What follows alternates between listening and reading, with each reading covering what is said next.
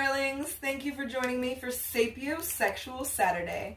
Tonight I will be reading to you a summary of the Battle of Gettysburg from Daily Dose of Knowledge History.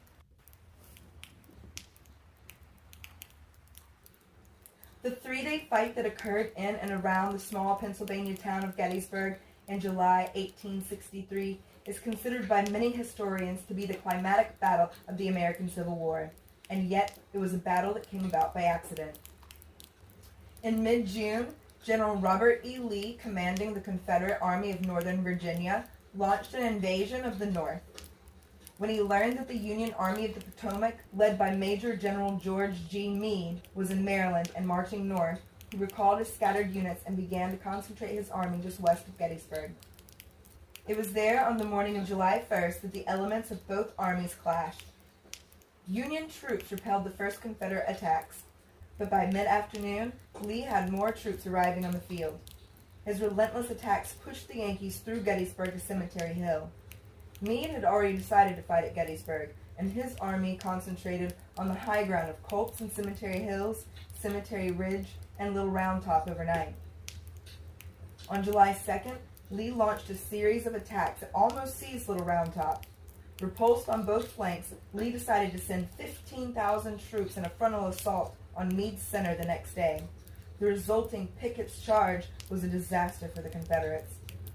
By the end of the day, more than 51,000 men had been killed, wounded, or captured. Of the 95,000 men in his army, Meade had suffered a loss of 23,000. Lee, with 75,000 soldiers, counted his loss at more than 28,000. Lee finally retreated on July 4th, and the Civil War continued for another year and a half. The Union dead, who had been quickly interred in shallow graves, were eventually dug up and reburied in the newly rededicated National Cemetery. President Lincoln was invited to say a few appropriate remarks.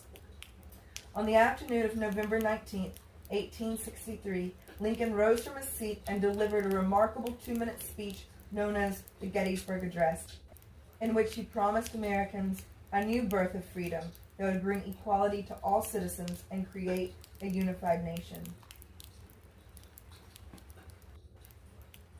Now, I visited Gettysburg this year, and I absolutely loved it. I highly recommend visiting the town and the battlefields, even if you're not really into Civil War history. While I was touring the battlefields, I found a memorial that was just a little different than the other memorials you'll find there.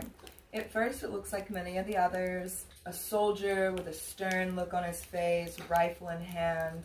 But as you look towards his feet, you'll find Sallie, a pit bull, resting peacefully. Sallie was given to the 11th Pennsylvania Regiment as a puppy and took part in all of their battles. She would position herself at the end of the firing line and bark the enemy. On the first day of the battle at Gettysburg, Sallie was separated from the regiment during a retreat. During this separation, many of the soldiers believed that Sallie had been killed in action. But when the men returned to the scene of the first day's fighting, they found Sallie, weak but alive, maintaining a vigil over the dead and dying. Unfortunately, in February of 1865, Sallie was killed at the Battle of Hatcher's Run, and in spite of heavy Confederate fire, men stopped to bury her. When the monument was designed, the regiment's survivors unanimously decided to include a tribute to their smallest comrade. I really hope you enjoyed this week's Sapiosexual Saturday. I definitely have, and I can't wait to see you next week. Bye.